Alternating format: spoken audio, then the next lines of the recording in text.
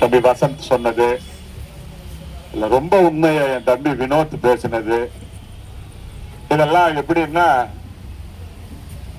சாமி கடவுள் அதை நான் ரொம்ப நம்புவேன். நடப்பது எல்லாம் விதிப்பயன் அப்படின்னு நான் நம்புவேன். சில நேரத்துல இந்த குறி சொல்றது ஜோசியம் சொல்றத நம்ப மாட்டேன். ஆனா எனக்கு 2 நாளா சொன்ன ஜோசியம் இன்னைக்கு காலையிலேயே பழிச்சிருச்சு. ஏன்னா தம்பி வினோத் பேசுனது ஆச்சரியம் ஏற்படுத்துவார்கள் அப்படின்னு சொன்னாங்க. நாங்கெல்லாம் வேலை செய்யலங்கிறத ஒத்துக்கிட்ட உடனே எனக்கு இன்றைய நிகழ்வு அப்படியே மகிழ்ச்சி ஆயிடுச்சு. ஏன்னா நீங்க வேலை செய்யலன்னு நான் சொன்னாதான் கோபப்படுவாங்க. சரிதானே? சிரிச்சுங்க. உண்மையிலேயே ஒரு இந்த புத்தாண்டு மிகுந்த மகிழ்ச்சியான புத்தாண்டாக மலர்ந்திருக்கிறது. எனக்கு இப்ப நேரத்துக்கு ஒரு ஸ்லோகம் வரல வாயில. ஆனா எல்லா சாலைகளும் ஒரே ஒரு திசையை நோக்கி அப்படின்னு சொல்லுவாங்க, ஒரு பழமொழி. அது ஒரு புனித தலத்தை பற்றி. அதை போல ஒட்டுமொத்த உலக ஊடகங்களும் ஒரே ஒரு திசையை நோக்கி தான் இப்ப பயணம் பண்ணிட்டு இருக்கு. அதுதான் கழக தலைவர் தளபதி அவர்கள் வசிக்கிற பகுதி. அப்படிப்பட்ட ஒரு தலைவரை தலைமையாக கொண்டு அமைக்கப்பட்டிருக்கின்ற அல்லது மக்களால் உருவாக்கப்பட்டிருக்கின்ற ஒரு கட்சி தமிழக வெற்றி கழகம். அதுல நாம எல்லோரும் ஒரு சிலரை தவிர குறைந்தபட்சம் 20 ஆண்டுகள் பரிணாம வளர்ச்சியில வந்தவங்க. நம்மளுடைய கட்சியின் பெயருக்கு தான் 2 வருஷம். ஆனா களப்பணி நமக்கு 25 வருடத்திற்கு குறைச்சலே கிடையாது. அதனால நாம பணியாற்றும் பொழுது ஒரு கட்சி 50 வருஷம், இன்னொரு கட்சி 40 வருஷம், அப்படியெல்லாம் நம்ம சிந்திக்க வேண்டியதில்லை. நம்ம 25 ஆண்டு கால மக்கள் பணியில் செயல்பட்டுக்கிட்டே இருந்திருக்கிறோம். ஆட்சியும் அதிகாரமும் இருந்தால் தொடர்ந்து அந்த மக்கள் பணியில இருப்பாங்க. ஆட்சியும் அதிகாரமும் போயிடுச்சுன்னா அந்த மக்கள் பணியில 50% தான் இருப்பாங்க. ஒரு கட்சி ஆட்சிக்கு வந்துச்சுன்னா ஒரு 5 வருஷம் எதிர்கட்சியா இருக்கும். ஒரு கட்சி ஆட்சிக்கு வந்துருச்சுன்னா 10 வருஷம் எதிர்கட்சியா இருக்கும். இன்றைய ஆளுங்கட்சியா இருக்கிற திமுக கடந்த 10 வருஷம் எதிர்கட்சியா இருந்தது. அதுக்கு முன்னாடி எம்ஜிஆர் இடத்துல திமுக ஒரு 13 வருடம் எதிர்கட்சியா இருந்தது. ஆனால் இன்றைய தமிழக வெற்றி கழகம் தான் எந்த ஆட்சியாளர்கள் வந்தாலும் சரி எதிர்கட்சியாகவே இருந்திருக்கிறது. தொடர்ந்து 10 ஆண்டு காலம், 5 ஆண்டு காலம் அம்மையார், 6 ஆண்டு காலம் அம்மையார், 4 ஆண்டு காலம் எடப்பாடியார். அந்த 10 வருடம் நம்ம எதிர்கட்சியா தான் இருந்தோம். எதிர்கட்சியா இருந்தோம்னா அந்த கட்சிக்கு எதிராக இல்ல, மக்களுக்கு எதிராக ஆளுங்கட்சி அரசு செயல்பட்டால் எதிர்க்கிற கட்சியா இருந்திருக்கிறோம். இந்த 4.5 ஆண்டு காலமும் நாம் அப்படிதான் இருந்திருக்கிறோம். ஆக எந்த கட்சியை விடவும் அதிகம் மக்களுக்காக குரல் கொடுக்கிற, மக்கள் பணியில் ஈடுபடுகின்ற உண்மையான எதிர்கட்சியாக நாம மட்டும்தான் கூடுதலான ஆண்டுகள் பணி செய்திருக்கிறோம். அந்த எண்ணத்தை நாம முதல்ல ஏற்படுத்திக்கணும். அதே போல இந்த எனது பூத், தாவேகா பூத், ஏன் இன்னைக்கு இதை தொடங்கி இருக்கிறோம் அப்படின்னா, தம்பி பகுதி கழக செயலாளர், இந்த பகுதிக்கு மருத்துவக் கல்லூரி பகுதிக்கு செயலாளர் வினோத் சொன்னதை போல, நான் வேலை கொடுத்தேன் 2 நாள் ஆச்சு செய்யல அப்படின்னு சொல்லும் போது வருத்தம் வருது இல்லையா? இத போல எனக்கு பல பேர்கிட்ட வருத்தம் உண்டு. ஆனா அது வருத்தங்கிறது என்னன்னா, வேலை செய்யலைங்கிறத தவிர்த்து தனிப்பட்ட வருத்தமோ தனிப்பட்ட இதுவும் இல்லை. அதுக்கு நான் என்ன சொல்ல நினைச்சனோ அதை தம்பி மலேசியா போயிட்டு வந்தோன்னு தெளிவா சொல்றாரு. ஏன்னா வெளிநாட்டுல உள்ளவன்லாம் என்ன நினைக்கிறான் அப்படின்னா, வாக்குரிமை எனக்கு இல்ல, வாய்ப்பு இல்லை எனக்கு ஒரு தேர்வு பண்றதுக்கு இப்படிப்பட்ட ஒரு தலைமையை, அதனால நீங்க கைவிட்டுறாதீங்கன்னு நம்மள்கிட்ட கேட்கிறாங்க. அந்த பொறுப்பை உணர்ந்துதான் சொன்னாரு. யாருக்கு வேலை செய்வதில் நேரம் இல்லையோ, யாருக்கு வேலை செய்யறதற்கான ஆர்வம் இல்லையோ, அவங்க விலகி நின்று விட்டுட்டு போங்கன்னு யாரையும் சொல்லல, விலகி நின்று அந்த பொறுப்புகளுக்கான வாய்ப்புகளை மற்றவற்றை கொடுத்துட்டு நாம தளபதிக்கு ஓட்டு போடுவோம், ஓட்டை சேர்ப்போம். ஆனா இந்த எனது பூத்து தாவேகா பூத்தா மாறுவதற்கு ஒவ்வொரு பூத்திலையும் 60% வாக்காளர்களை நமது கழகத்தின் உறுப்பினர்களாக மாற்ற வேண்டும். நம்ம கழகத்தின் உறுப்பினர்களாக மாற்ற வேண்டும். தமிழ் சொன்னாரு ஒன்றிய செயலாளர், நேற்று என்னிடத்துல பேசிக் கொண்டிருந்த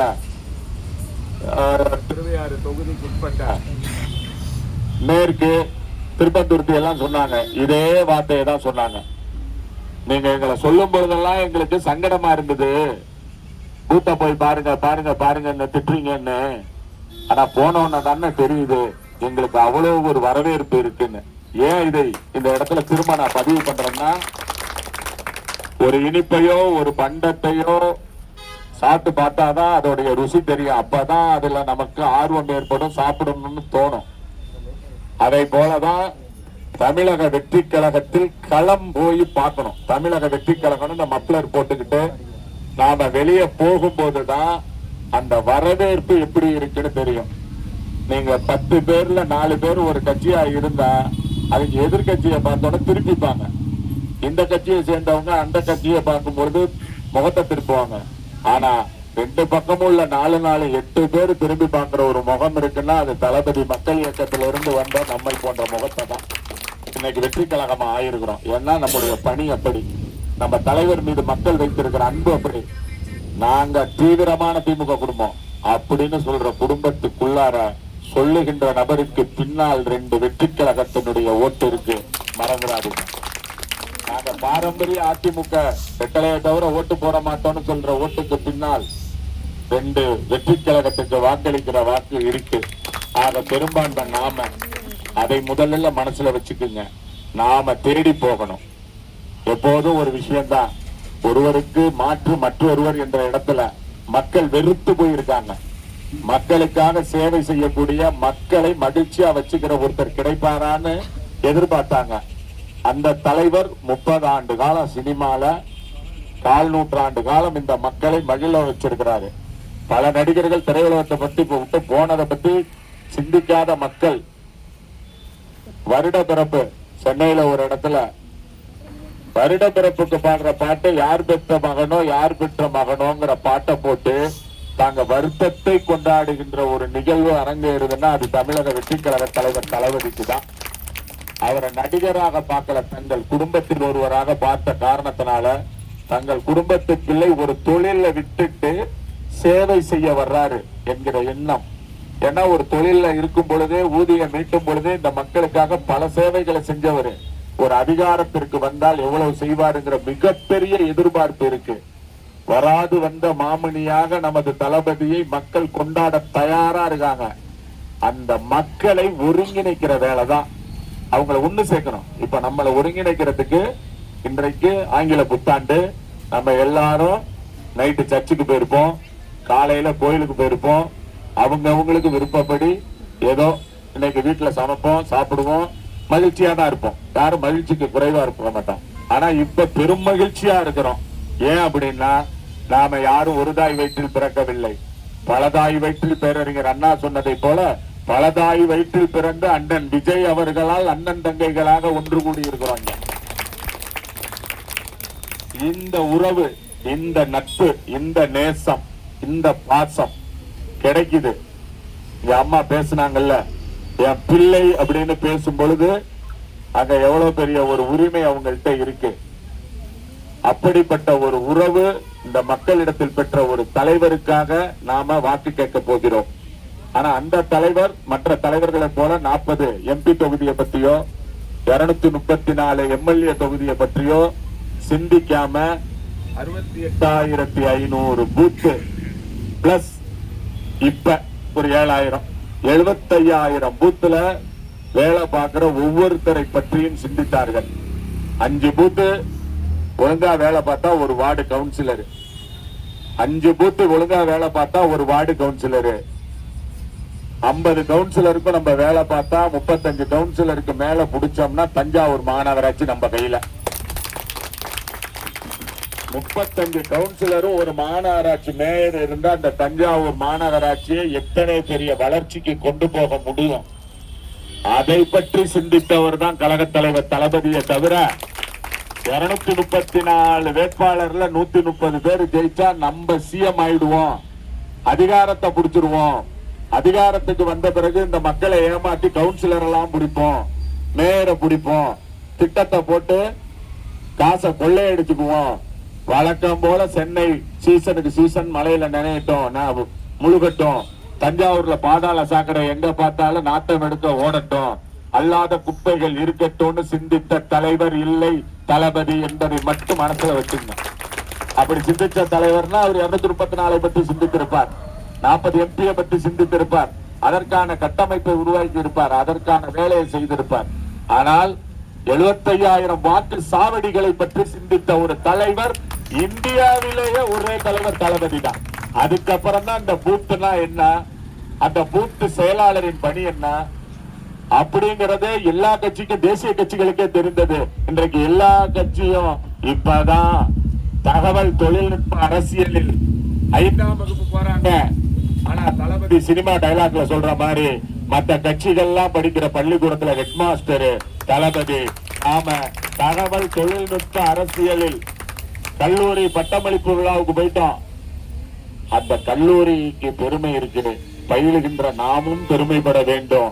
அந்த பெருமை பெறணும்னா நமக்கு வழங்கி இருக்கிற இந்த வாய்ப்பை, எனது பூத் தாவேக பூத் என்கிற உன்னத லட்சியத்தை ஒவ்வொரு வாக்குச்சாவடியிலும் உள்ள வாக்காளர்களில் 60% பேரை நமது கழகத்தின் உறுப்பினர்களாக மாற்றுகின்ற பணியை வீடுதோறும், வீதிதோறும், ஊர்தோறும் என்ற அந்த வாக்கியங்களை தந்த தளபதியை தமிழகத்தின் தலைமகனாக, அதிகாரம் மிக்க முதல்வராக அமர்த்துவதற்கு அயராது உழைப்போம் உழைப்போம் என்கிற உறுதியை இந்த நாளில் ஏற்று இன்று முதல் நமது வேலையை தொடங்கணும்.